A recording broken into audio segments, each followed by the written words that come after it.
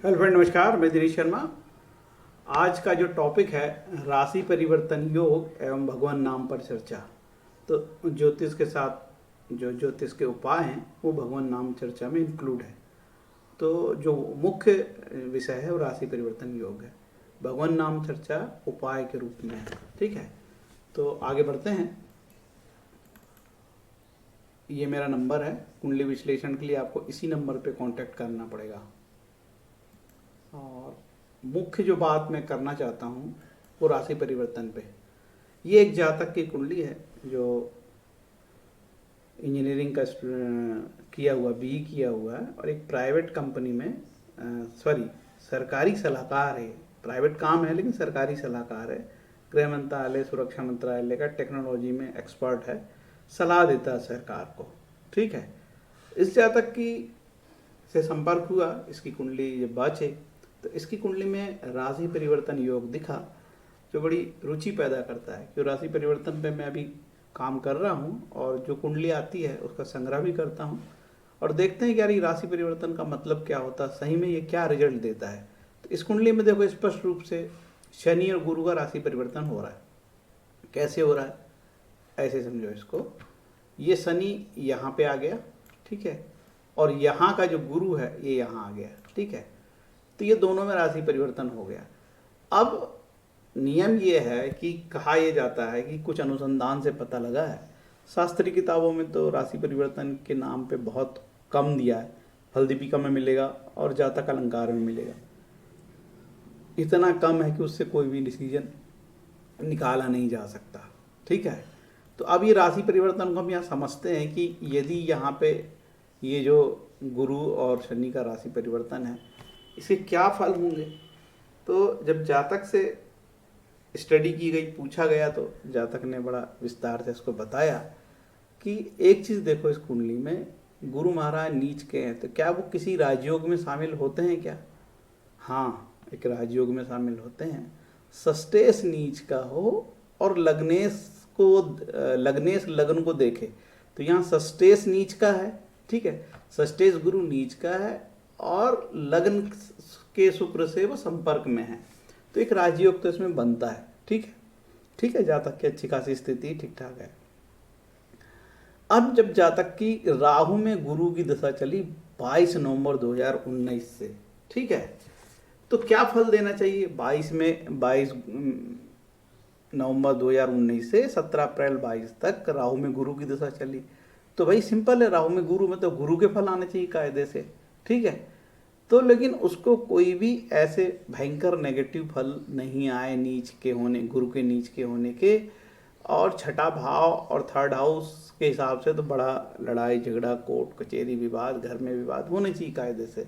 ठीक है, लेकिन राहु गुरु में इस जातक की नौकरी लगी। हाँ, नौकरी लग सकती है, छठे भाव से भी नौकरी लगती है, सस्टेश नौकरी मान लो। ठीक है, तो नौकरी जातक की लगी और क्या इसको फल मिले? तो हमारा ही कहना है कि राहु गुरु में इसका कुछ शनि की तरह फल मिले। कैसे?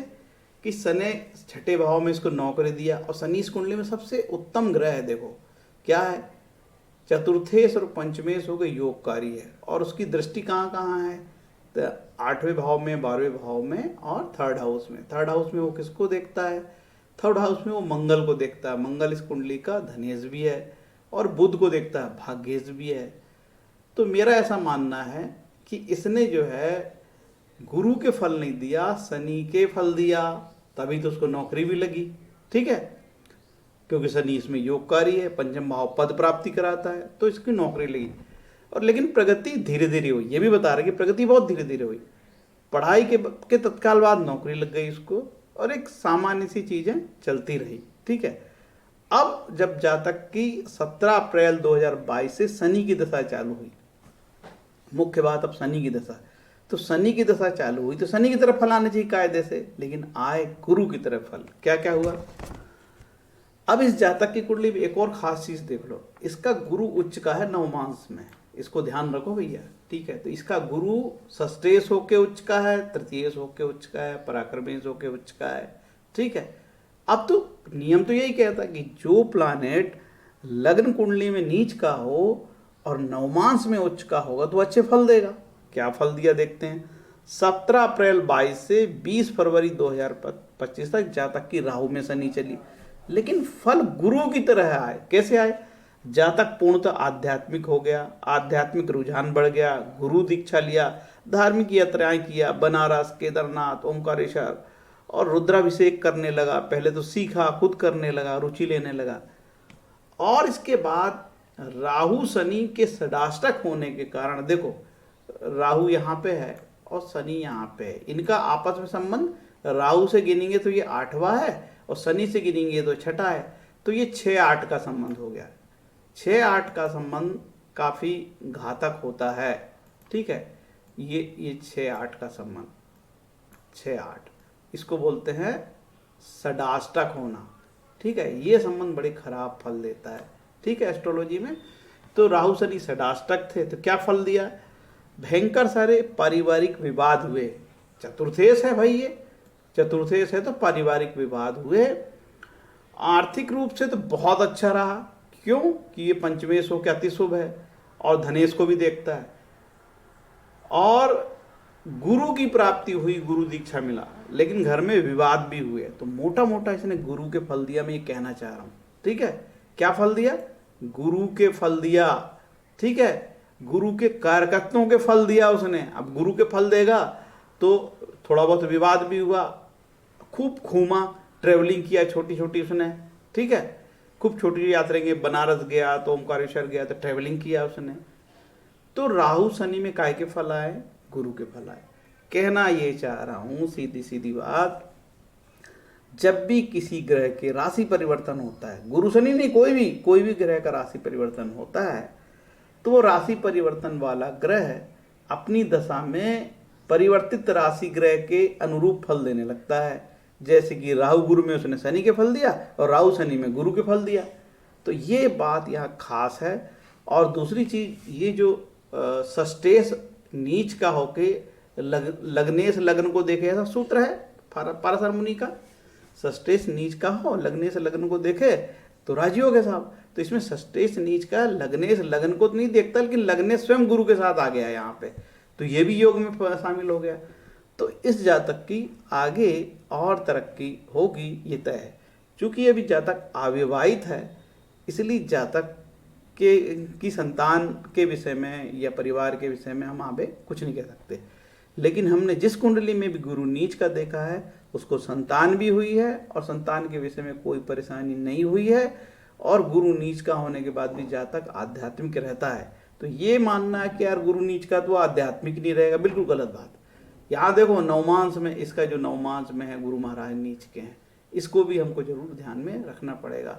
और नवमांश में शनि महाराज, देखो लग्न कुंडली में शनि महाराज गुरु की राशि है, और तो और नवमांश कुंडली में भी शनि गुरु की राशि में बैठा है। तो इस शनि पर गुरु का अत्यधिक प्रभाव है। राशि परिवर्तन किया तो और प्रभाव हो गया और गुरु उच्च का हो गया। इस तरीके से राहु शनि में गुरु के फल आए। ये इस कुंडली का विश्लेषण है, ये वीडियो बनाने की बात थी। ठीक है, अब जब चीज़ें घटित होती है तो उसमें हम ट्रांजिट भी लगाते हैं शनि गुरु का, और शनि गुरु का मेन ट्रांजिट होता है। राहु केतु का ट्रांजिट में ज़्यादा रोल नहीं है।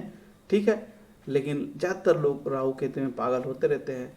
ज़्यादातर जातक या कस्टमर जब फ़ोन करता था, मेरा राहु कैसा है, मेरा केतु कैसा है, क्योंकि जो लोगों ने पूरी ऊर्जा राहु केतु में डाल दी और कुंडली विश्लेषण से मतलब बहुत दूर हो गया। सीधे सीधे उसको पूछो तुम्हारा प्रश्न क्या है, उपाय ये कर लेना। अरे फलित का क्या हुआ भाई, फलित कुछ पैसे ले रहा है इतना बड़ा बड़ा, तो फलित तो कर, कुछ सटीक तो बता। तो किसी को कोई लेना देना नहीं फलित से, उपाय में उतर आता है सबसे बढ़िया तरीका। और उसको कोई मेहनत भी नहीं करना, काम भी नहीं करना, पढ़ना भी ना, फलित बताना नहीं तो पढ़ेगा क्या भाई।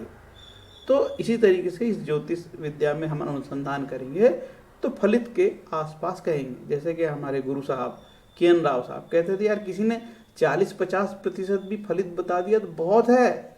इस कलयुग में आसान थोड़ी है फलित निकालना, कुछ लोग डायरेक्ट फीस देंगे। अच्छा आप बताओ क्या दिखता है। ठीक है, तो हम तो बताएंगे ही बताएंगे, लेकिन वो सीधे टेस्ट लेने के मोड में आ जाता है।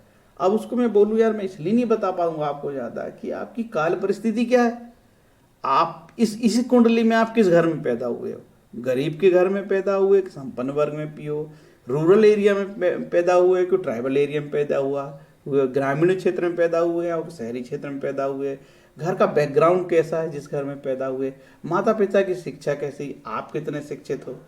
इसी कुंडली में सेम समय कोई आदमी बहुत गरीब परिवार में जन्म रहता है, उसके काल परिस्थिति के अनुसार उसके फलित बिल्कुल अलग आएंगे और आपके अलग आएंगे। इसको बोलते ऊहापोह, काल परिस्थिति के अनुसार फल बताना। हर चीज काल परिस्थिति पे डिपेंड है। ऐसा नहीं है कि आपको बता दिया जाएगा एक आदमी को तो वैसा सबको सटीक लग जाएगा, तो इसका भी ध्यान रखना चाहिए। अब बात हुई थी कि भाई मैं आपको और कुछ बताना चाहूँगा। क्या बताना चाहूँगा? मैं बताना चाहूँगा आपको कि आगे हम बात कर रहे थे कि भगवान नाम के नाम लेने से ईश्वर की शांति होती है, ग्रह शांति होती है। रामचरितमानस का 27वीं चौपाई श्लोक का 1 दोहा नंबर 1, ठीक है। भाय कुभाय अनकाल सहु, नाम जपत मंगल दिसी दसों, सुमरी सो नाम राम गुण गाथा, करुणाई रघुनाथी माता। अच्छे भाव प्रेम से, बुरे बैर से, क्रोध से, आलस से, किसी तरह से भी नाम जपने से 10 दिशाओं में कल्याण होता है। देखो 10 दिशाओं में कल्याण होता है। वास्तु दोष देखो, ये दक्षिण दिशा खराब है, पश्चिम खराब है, आपका दिमाग बंद किया जाता है वास्तुकारों के द्वारा। भगवान का नाम लेने से 10 दिशाओं में कल्याण होता है, दक्षिण दिशा में भी होगा। समझ गए? यही बताना चाह रहा हूँ। इतना डरा रखा है लोगों को वास्तु दोष के नाम पे ये, ठीक है। ये 10 दिशाओं में कल्याण होगा नहीं यार। कल्याण तुम्हारा नाम तो लो, भाव से लो, कुभाव से लो, कुछ भी लो, सोते जागते उठते बैठते जैसे करना लो, भगवान का नाम लो तो आपका कल्याण होगा और 10 दिशाओं में होगा। यहाँ पे वास्तु का दोष शांत हो जाएगा, ठीक है, 10 दिशा। अब एक और चीज बताता हूँ। महाभारत में भगवान कृष्ण की जो 10 दिशाएं हैं, 10 दिशा होती है, 10 दिशाओं को भगवान की बाहु बताया है, भगवान कृष्ण की बाहु। तो हम भगवान का नाम लेंगे तो क्या बाहु रूपी दिशा, भगवान की बाहु रूपी दिशाएं ये हमको सताएगी, परेशान करेगी? नहीं, हमारा कल्याण करेंगी। इसलिए बोलते हैं कि केवल भगवान के नाम से, कलयुग का आधार जो है नाम है, नाम जब ही कलयुग का आधार है। लेकिन हमारे जो जातक है, क्लाइंट है, ये आम पब्लिक कहाँ जाती? बीज मंत्र ओम एम ह्रीम क्ली चामुंडाई बिच्चे फट, इसके चक्कर में लगे रहते हैं। बीज मंत्र चाहिए उनको, क्योंकि दिमाग में कचरा भर गया है। बीज मंत्र नहीं, साधारण से 9 श्लोक है जो व्यास जी ने लिखे हैं। क्या वो है नवग्रह शांति के उपाय। तो नवग्रह के जो मंत्र है वो भी काम करते हैं। आगे देखो, हरे नाम हरे नाम केवलम, कलो नास्तेव नास्तेव नास्तेव गतिरन्यथा। कलह और पाखंड के इस युग में मुक्ति की एकमात्र विधि है हरि नाम कीर्तन। कलयुग में अन्य कोई गति नहीं है, अन्य कोई गति नहीं है, अन्य कोई गति नहीं है। कलयुग का नाम आधार मानस वंदना में तो खूब लिखा हुआ है। आगे यदि आपको कोई ऐसा शिव का, राम का, कृष्ण का, दुर्गा का मंत्र, जैसे हरे कृष्ण कृष्ण कृष्ण हरे हरे, हरे राम राम राम हरे हरे, इस सरल मंत्र से ही आपका उद्धार हो जाएगा। अब आपको ऐसा लगता है कि गीता प्रेस में ये मंत्र कैसा लिखा है? हरे राम राम राम हरे हरे, हरे कृष्ण कृष्ण कृष्ण कृष्ण हरे हरे, हरे राम राम राम हरे हरे। सत्य क्या है? कली संतरण उपनिषद में ये मंत्र हरे राम राम राम हरे हरे, हरे कृष्ण कृष्ण कृष्ण हरे हरे से प्रारंभ हुआ है, ठीक है। तो आपको जैसा पढ़ना है। अब चैतन्य प्रभु ने आम जनता को ये मंत्र हरे कृष्ण कृष्ण कृष्ण हरे हरे, हरे राम राम राम हरे हरे से बताया। क्या आगे ऊपर लिखा है? भाय कुभाय अनक आलसहु, नाम जपत मंगल दिसी दसहु, सुमरी सो नाम राम गुण गाथा, करऊ नाई रघुनाथी माता। होई सोई राम रचि राखा। भगवान जो करेगा वो फाइनल है। इसका ये मतलब नहीं है कि कर्म ना करो, घर में बैठ जाओ, इसके लिए मैंने आपको नहीं बोला। तो उम्मीद है कि ये राशि परिवर्तन और भगवान नाम के जप का महत्व, इससे ग्रह शांति होती है, ठीक है।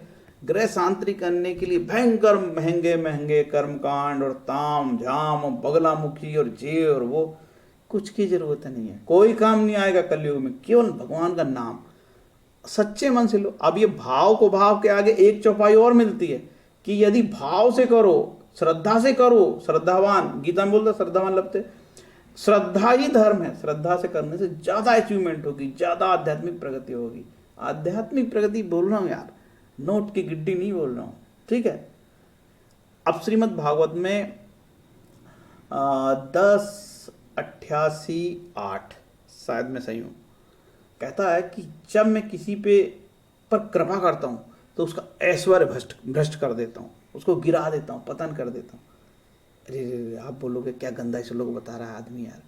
अरे मुझे तो नोटों की गड्डी चाहिए, प्लाट चाहिए, बड़ा पैकेज चाहिए, खूब तरक्की चाहिए, दुनिया का धन मेरे घर चाहिए। भगवान ऐश्वर्य भ्रष्ट करता है, ऐसा भगवान है? अरे मूर्खों, ये अध्यात्म की बात हो रही है, ठीक है। इसलिए धर्म अध्यात्म है, ठीक है। अध्यात्म का अलग मजा है, वहाँ धन दौलत से मतलब नहीं होता। तो यदि आपका पतन हो गया, आप गिर गए, आपका सब कुछ खत्म हो रहा है, ईश्वर की कृपा मान के आराम से संतोष ही धन है, जीना चालू करो। यदि कंपेयर करोगे, मेरा पड़ोसी ने ये कर लिया ना, वो कर लिया, मेरे साथ वाले कहाँ चले गए, देखो उन लोग कहाँ पहुँच गए, कहाँ पहुँच गए, तो ऐसे में नाखुश रहोगे। और जो व्यक्ति नाखुश रहता है, हमेशा नेगेटिव बात करता है, उसके पास कभी भी पॉजिटिव ऊर्जा और ईश्वर का वास नहीं हो सकता। ईश्वर का वास उसके पास होता है जो हमेशा खुश रहता है।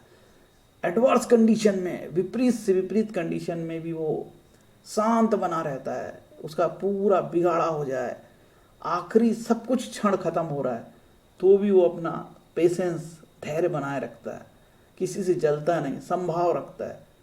उससे ईश्वर प्रसन्न होते हैं, ना कि नेगेटिव लोगों से। तो ये भैया आज का वीडियो था। बहुत दिनों बाद वीडियो बनाता हूँ, इसलिए क्योंकि बिना बात का गोचर पे वीडियो बनाना, लोगों को डराना, शनि यहाँ जा रहा है जी, राहु यहाँ जा रहा है, उससे क्या होगा यार। शनि और राहु का, शनि और मंगल का षडाष्टक हुआ था, अहमदाबाद का बड़ा एक्सीडेंट हुआ, तो कौन से एस्ट्रोलॉजर ने बता दिया था, किसने बता दिया था कि अहमदाबाद में बहुत बड़ा एक्सीडेंट हो जाएगा जी। इसलिए बोल रहा हूँ, इस कलयुग में किसी के पास फलित नहीं रह गया। क्या रह गया?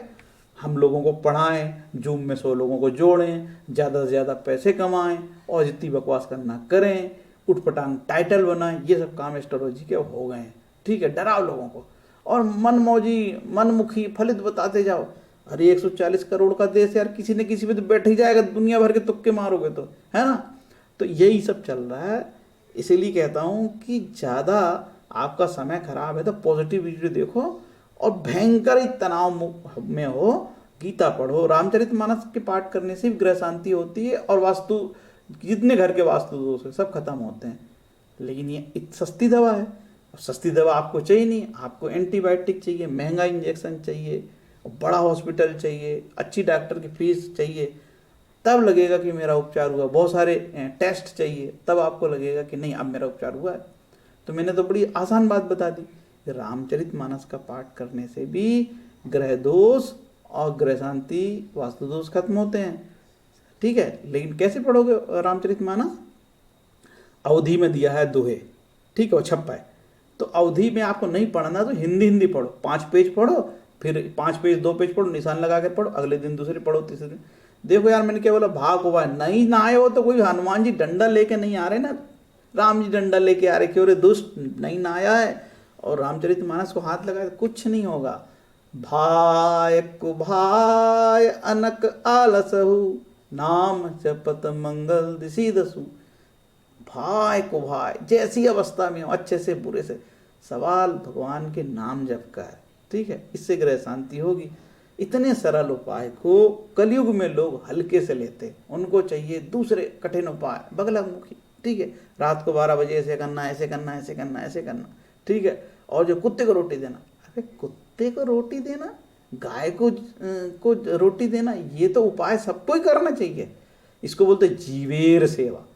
मछली को के लिए आटे डालना, इसको बोलते जीवेर सेवा। जीव की सेवा करने से भी ग्रह शांति होती है। ये बिल्कुल जनरलाइज चीज है। अब कुछ लोग बोलते हैं कि तुमको ना मंदिर नहीं जाना चाहिए, तो फलां भगवान की पूजा नहीं करना चाहिए, तो मूर्ति नहीं रखना चाहिए। यार इन सब चीज़ों से बचो तो अच्छा है। ईश्वर की आराधना करो और मस्त खुश रहो। खुश रहने से ही ग्रह शांति होगी। और यदि आप खुश नहीं रहते, मन में कलह है, तो आपके ग्रह और बिगड़ेंगे, क्योंकि मन बहुत खट्टा है। जब तुम्हारा मन इतना कड़वा है, खट्टा है, जहरीला है, बिल्कुल खूंखार हो चुके हो, बात बात में झगड़ा करते हो, कुत्तों की तरह नोचने के लिए तैयार हो, ठीक है, अपनी असफलता के कारण लोगों को गालियां देते हो, तो आपके पास ना पॉजिटिव ऊर्जा होगी, ना ईश्वरीय कोई कृपा होगी। ईश्वर की कृपा प्रसन्न चित्त लोगों पे होती है। गीता में लिखा है कि भाई प्रसन्न होना भगवान का एक गुण है, वो प्रसन्न रहते हैं, प्रसन्न चित्त रहते हैं, ठीक है। तो प्रसन्न रहिए। जय राम कृष्ण भगवान की जय। जय राम कृष्ण।